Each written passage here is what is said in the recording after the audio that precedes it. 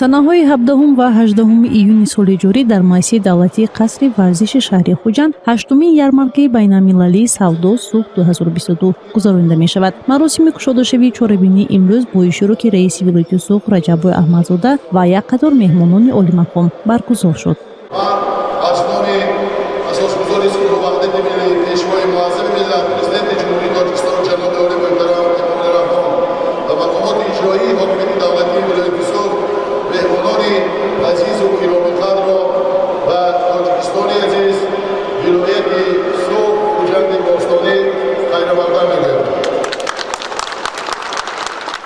қайд гардид ки ярмаркаи байналмилалии савдо суғ 2022 бо мақсади таъмини иҷрои дастуру супоришҳои асосгузори сулҳу ваҳдати миллӣ пешвои миллат президенти ҷумҳурии Тоҷикистон муҳтарам Эмомалӣ Раҳмон дар самти дастгирии савдои байналмилалӣ, баланд бардоштани нерӯи содиротӣ ва роҳ мондани ҳамкориҳои судманд бо давлатҳои хориҷии дуруназик, ҷалби сармоя, воридсозии технологияи нав, густариши ҳамкориҳо миёни кишварҳои минтақа ва созмонҳои байналмилалии молиявӣ соли 8-ум аст ки бо ибтикори мақомоти иҷрои ҳокими давлатии вилояти суғ гузаронида мешавад.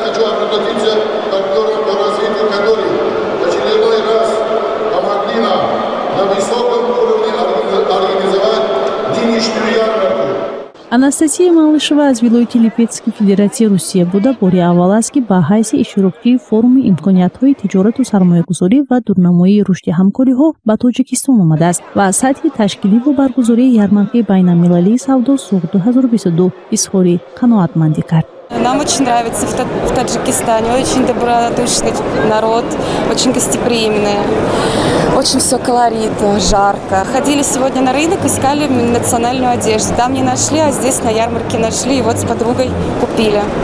Очень рады. ба гуфти сарвари маркази таълими истеҳсолӣ ба номи Зулфия Баҳриддинова Мавҷуда Ҳакимова, баргузории чунин ярмаркаҳои байналмилалӣ дар рушди ҳамкориҳои иқтисодию тиҷоратӣ, тақвияти ҳамкории дуҷониба ва бисёрҷониба бо кишварҳои гуногуни олам ва шарикони рушд саҳми назаррас дошта барои ҳунармандон имкониятҳои навро фароҳам месозад.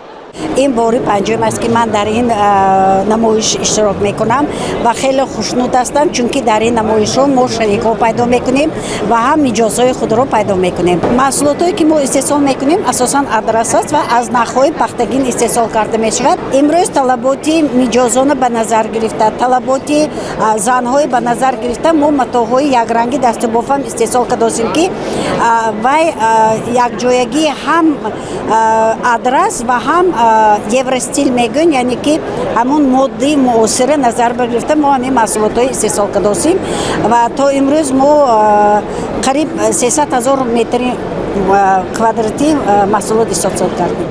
ҷоизи қайд аст ки дар ҳафти баргузории ярмаркаи байналмилалии савдо суғ 2022 беш аз 100 корхонаву ташкилотҳои ватании хориҷӣ маҳсулотҳои худро ба намоиш гузоштанд ва яке аз онҳо корхонаи навтаъсиси Покзарф мебошад ки давоми фаъолияти начандон тӯлонии хеш аллакай дар бозори дохилӣ харидорони худро пайдо кардааст. мақсади асосии мо ин пешкаш намудани зарфҳои яккаратта ки аввалин шуда мо дар Тоҷикистон истеҳсоли ин намуди зарфҳоро оғоз намудем ва мехоҳем ки бештар дар арсаи ҷаҳонӣ онро содирот намуда дар Тоҷикистон ҳамчун беҳтарин намудҳо онҳоро муаррифӣ намоем.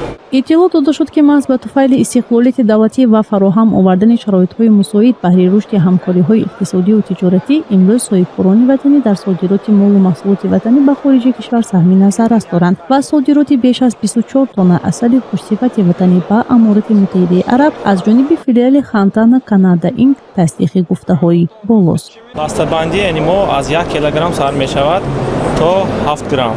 7 грамма қочуқ дорем, 115 грамма бандқичаво дорем, аз ҳама зиёдтараш 1 килограмм. боз мо ба таъраҳои пластикӣ бандобаст мекунем. Таъраҳои пластикӣ мо аз 20 килограмм иборат аст. мо ҳамчун корхонаи нафтиасис мехоҳем ки ҳамин маҳсулоти моро ҳамин маҳсулоти мо ба дигар давлатҳо содирот шавад. Дигар давлатҳоям аз ин баҳра баранд ва донанд, ки Тоҷикистон ҳамихи асалҳои ширину болаззат дорад. хотира расон мекунем ки 8-умин ярмаркаи байналмилалии савдо суғ 2022 таи 2 рӯз гузаронида мешавад ва хоҳишмандон метавонанд давоми ин рӯзҳо аз соати 9 то 16 ба майсаи давлатии варзишгоҳи бисолагии истиқлолияти шаҳри Хуҷанд ташриф оварда аз маҳсулотҳои пешниҳод намудаи ishtirokchiyon дидан ва харидорӣ кунанд. гузориши Фарзона Ҳодибоева, Равшан Тоҳиров, Азия.